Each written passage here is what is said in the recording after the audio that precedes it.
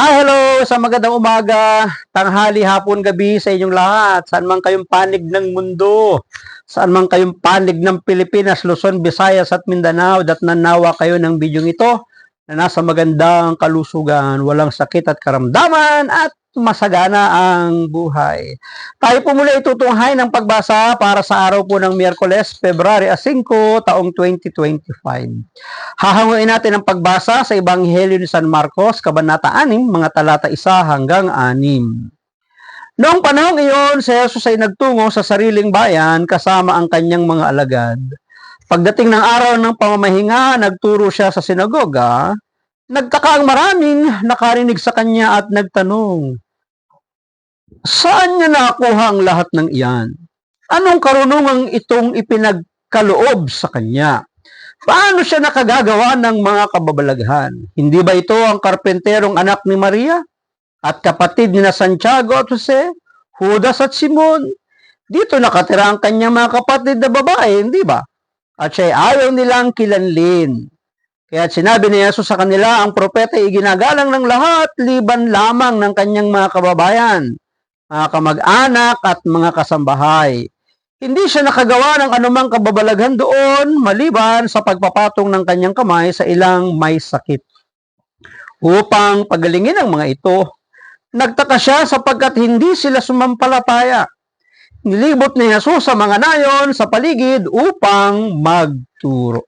Pagpalain po ng Diyos ang pagkabasa ng kanyang mabuting balita. Pansinin po natin nang magpasimula ang ating Panginoong Yesus na nagturo at nagtuturo sa kanyang sariling bayan, sa mga sinagoga, saan man siya inimbitahan, saan man siya inaanyayahan.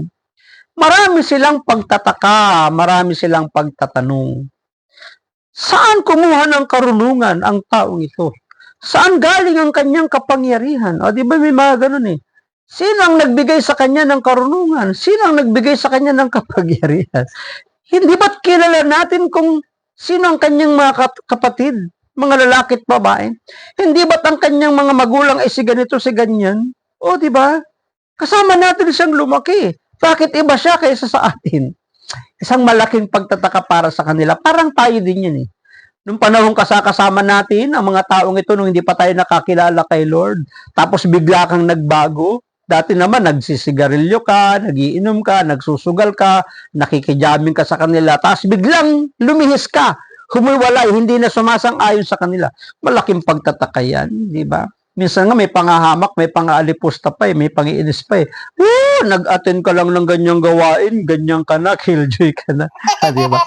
Baka naman nagkukunwari ka lang na nagbago pero di na ba totoo? Di ba may mga ganun eh, pagdududa. Puntahan na po natin ang pinakasusing salita ng atin pong pagbasa. Saklat ng simbahay. Hindi siya nakagawa ng anumang kababalaghan doon maliban sa pagpapatong ng kanyang kamay sa ilang may sakit upang pagalingin ang mga ito. Dahil sa kanilang mga tinura, dahil sa kanilang mga pagdududa at pag-aalinlangan, hindi nakagawa ng kababalaghan ang Panginoon sa kanilang lugar. Kaya nga, takang-taka si Jesus sa kanila eh. Bakit hindi sila sumampalataya?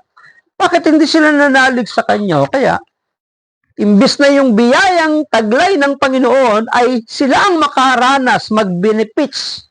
Sila yung makapag-enjoy. Ang nakinabang ay yung mga tao sa malalayong lugar na nanalig sa ating Panginoon. Yung mga hintil pa nga, yung mga pagano pa nga, yung hindi mga Hudyo, ang mas lalong nakinabang ng maraming himala ng ating Panginoon. Di ba?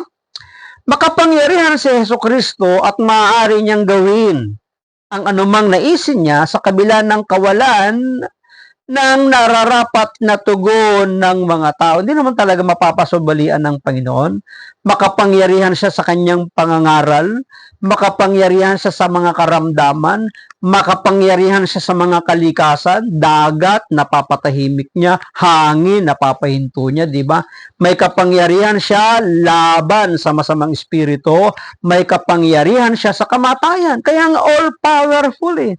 Nasa kanya ang lahat ng kapangyarihan. Ang kaso, ang problema, ang kanyang mga kababayan walang bilib sa kanya kaya hindi nila naranasan yon.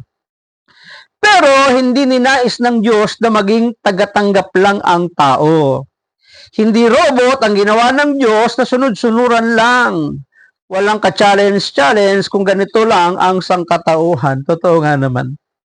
Kung ang mga eksperto nga sa information technology and communication puspusang nag-iimbento ng supercomputer na nag-iisip para sa sarili o artificial intelligence, AI, ang Diyos naman ang naunang lumikha sa tao ayon sa kanyang larawan at wangis. May talino at malayang kalooban para buong kalayaang yakapin kung sino siya at kung saan patutungo. Tama, hindi naman tayo ginawang robot ng Panginoon. Binigyan tayo ng free will, binigyan tayo ng kalayaan. Kung susundin ba natin siya o hindi. Hindi kagaya ng mga naiimbentong robot ngayon. Di ba? Kapag inimbento na yung robot, meron lang isang nag-uutos sa kanya. Di ba? May nagko-control sa kanya. Kung saan siya ibig papuntahin, kung ano ang ipapagawa sa kanya, nakakon sa kanya yun eh, built-in na yun eh. Hindi siya pwedeng sumuway. Pero tayo, hindi tayo ginawang robot ng Diyos. Malaya tayo. Yun yung pag-ibig ng Diyos sa atin. Binigyan tayo ng kalayaan. Kaya lang, sinasabi ng Pablo na yung kalayaang yan, huwag nating gamitin sa pagkakasala, sa paggawa ng kasalanan, sapagkat tayong lahat ay pinalaya na sa gawa ng kasamaan. Pinalaya tayo sa kasalanan. O, di ba? Kaugnay ito ng tawag ng Diyos sa tao na maging kasangga sa pagpapalaganap ng kaharian ng Diyos. Tinawag tayo para maging katuwang kasangga kasama na ipalaganap ang paghahari, ang kabutihan, ang salita ng Diyos sa pamamagitan ng pag-i-evangelize, o di ba? Kaya sa ating ebanghelyo ngayon, di nakagawa ng kababalaghan ang ating Panginoong Kristo, hindi dahil nakaugat ang kanyang kapangyarihan sa pananalig ng mga tao. Nangyari ito dahil nais ng Diyos na maging kasangkot ang tao sa pagpapadaloy sa plano ng kaligtasan. Kahit naman wala naman sila talagang pananampalataya, kayang gawin ng Panginoon yung lahat ng yun eh. Kaya lang, siyempre, ang kinakailangan lang yung pag-i-involve natin, yung pakikisangkot. Kasi nga hindi tayo robot, binigyan tayo ng laya.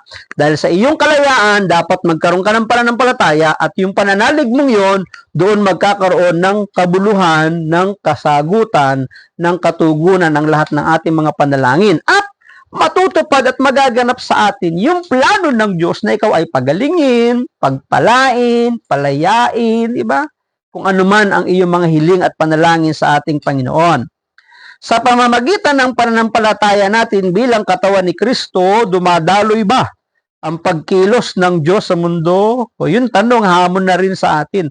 Dumadaloy ba yung kapangyarihan, yung pagkilos ng ating Panginoong Kristo sa ating buhay para madama at mapakinabangan ng tao? Nadarama ba ang presensya ni Kristo sa ating mabubuting gawa? Kapag tayo ba'y gumagawa ng kabutihan, nadadama ba ang presensya ng Panginoon para sa ating kapwa? Yun yung dapat na tinatanong natin. Napakahalaga kasi na mayroon kang pananampalataya. At kapag itong pananampalataya na ito'y nakita, nasaksihan ng mga tao, sa ating kapaligiran, sila man ay dadaluyan ng pananampalataya, ng pananalig na ito, at sila man din ay makakaranas ng himala at kababalaghan ng ating Panginoon. Bagamat may mga panahon at pagkakataon na hindi tayo kikilalanin, pero ang mahalaga, nakikita nila at nasasaksiyan sapagkat sinabi na rin ng ating Panginoon na ang propeta ay hindi iginagalang ng kanyang sariling kababayan. Pero sa pamamagitan ng ating pananampalataya, dumadaloy ito sa kanila. Maraming salamat at pagpalain tayo ng ating Panginoon. Ang akin lamang palaging sambit, hayaan natin na ang Diyos ang palagiang maging Diyos ng ating buhay. Bye-bye and bye-bye! Thank you, God, for everything.